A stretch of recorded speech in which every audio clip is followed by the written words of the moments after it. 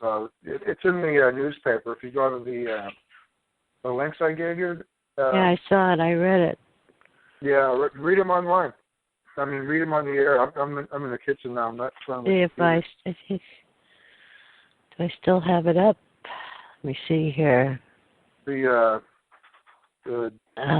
not the Liberty Beacon. I've got so many things open on my computer. This is ridiculous. I have to go back to the link because I think I closed it out. Let me find it. Hold on a second. There it is. Well, I put the link right in the chat, right into the talkshoe chat. Oh, okay, because I just went back to the Skype where you put it there. Okay. Okay, and it reads, Waynesboro man faces sex porn charges. That's awful. Good grief. You know, that's terrible. Yes, it is. That's just, Happens all the time. And he admitted to it. Jeez. I bet, does Karl, want to kill this guy or what?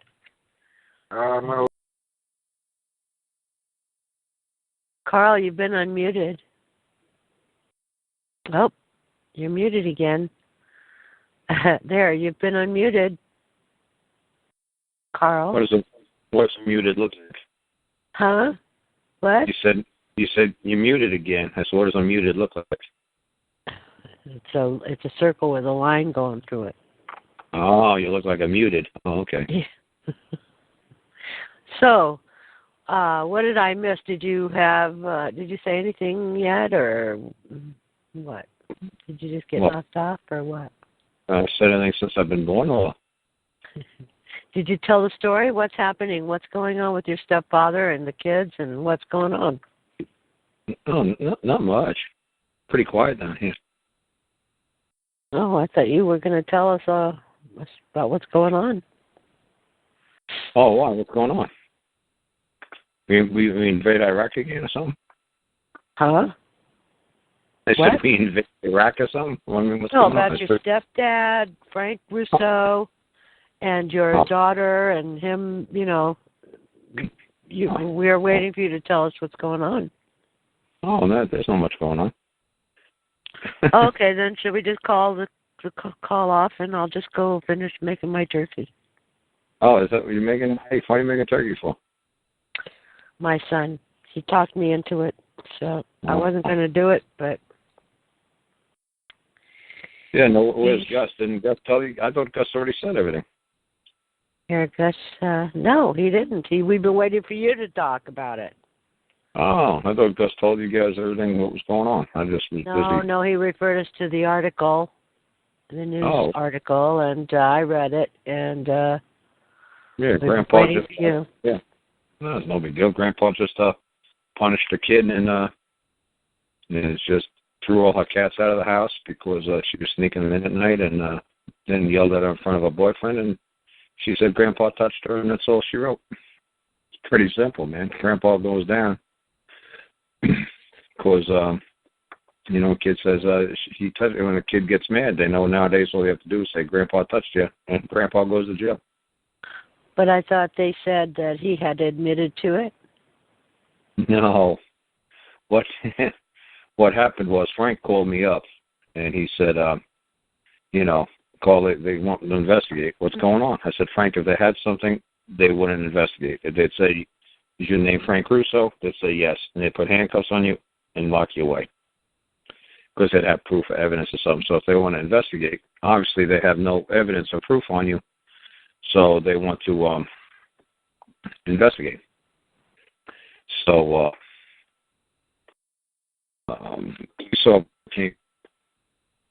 my place here, well, I live right next to him. And he said, I videotaped everything. And the policeman said to me, you're Karl Lentz. I said, of course I'm Mike. He said, you know who I am. He said, he's the officer that I talk about all the time with the traffic court going in reverse and going through stop signs. And that's Michael Rohn. He's the same police officer. So my little brother, Frankie, didn't believe the story that I tell you guys all the time. So we went down to the police sheriff's department about, 4 or 5 months ago. And they asked if Michael was in. And Michael was in. So my little brother got to meet Michael, and we were talking about it, and my brother was like, oh, damn, that's really the guy, and the story's real. I said, yeah, I thought it was. He says, but I don't know, Carl, it's kind of hard to believe. I said, yeah, I know. No big deal. Nobody ever believes me. So I said to him, I said, damn, I said, I started videotaping it, but I got the receptionist going back and getting it, but the phone, I must have hit something and died. I said, oh, well, that would have been a great interview on videotape. I said, oh, well.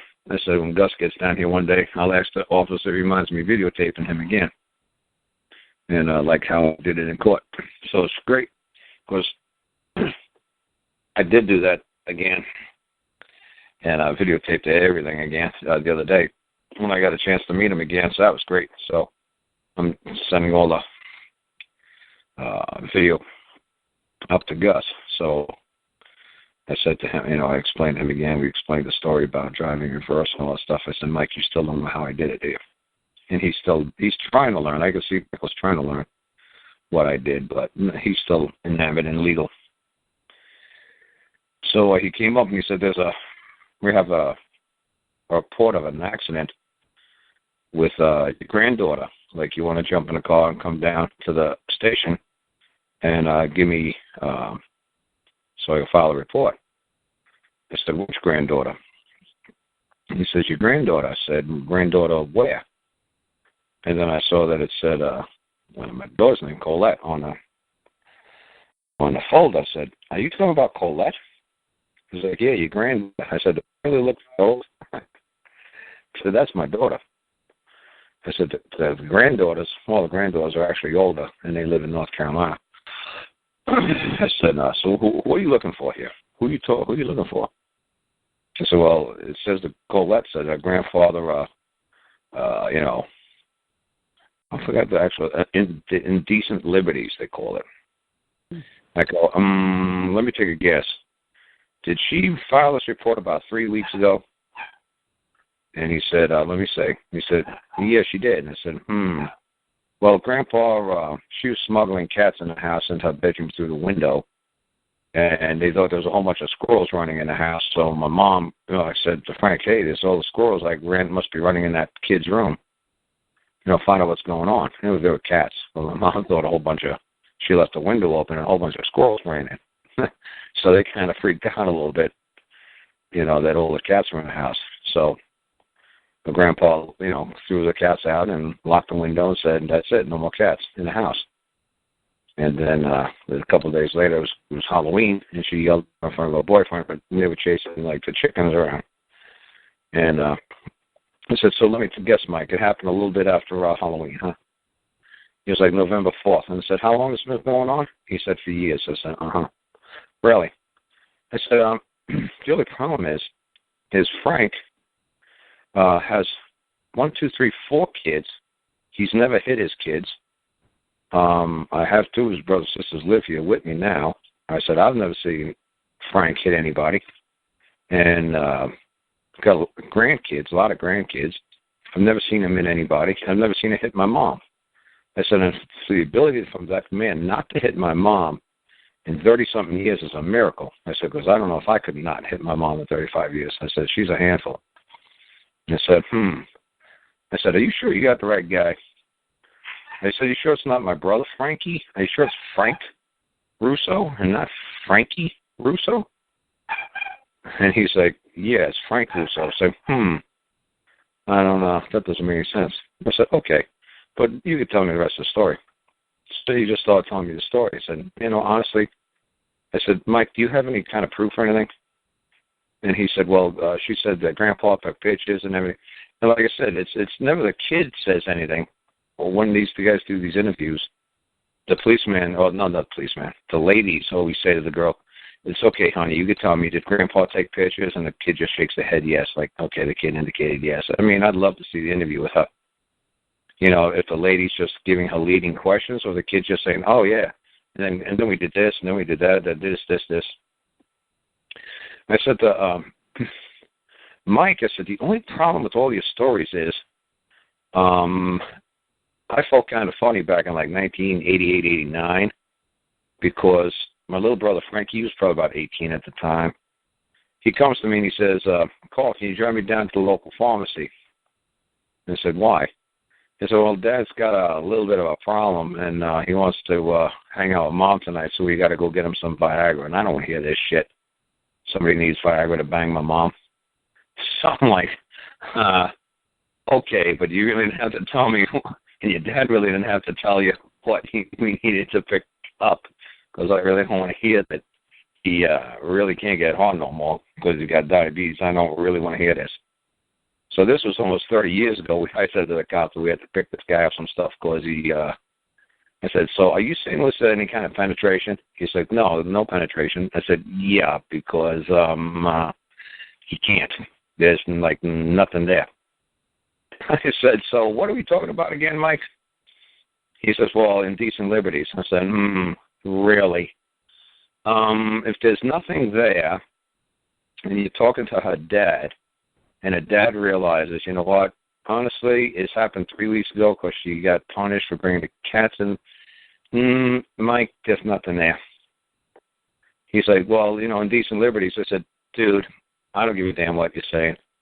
I said, the only thing I give a shit about is did he fucking nail it?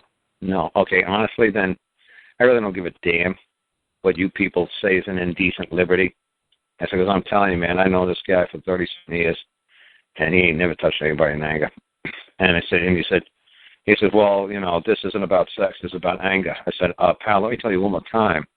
He could put his children on the witness stand, and they're all going to say, Dad never touched me. Dad never punched me. Dad never smacked me, pulled my hair, slapped me, spanked me. No. I said, buddy, you ain't going to get a conviction if you're thinking it's going to be an anger thing. He said, well, she said they took pictures. Oh, great. So you got the pictures? He said, no. I said, buddy, I don't know what the hell you're still doing in my driveway. This makes no sense. What you tell me? That's like saying the neighbor kicked a cat off the porch, and the girl comes to me and say, Daddy, this man touched me. I was like, are you sure you're not just bitching that the man kicked your cat off the porch? No, Daddy, go kick that man. He touched me. He gave me indecent liberties. Really? Did he bang you? No. Did he bend you over? No. But he touched you and took pictures, huh? Yeah, Daddy, go kill him. I said, are you sure you're not just pissed that he kicked your cat off his porch and you saw your cat go flying in the air? No, Daddy, I'm telling you the truth. Kill that man. Yeah, well, honey bunch, I can't really kill him because it's your word against his word. And honestly, there's no cuts, bruises. Honey, I'm going to tell you, come back when you got something for me to work with. But right now, you're on a fiction expedition. You're on speculation and conjecture. Honestly, it's still 50-50. Let me go ask him if he says no. There's nothing I can really do. I'm not going to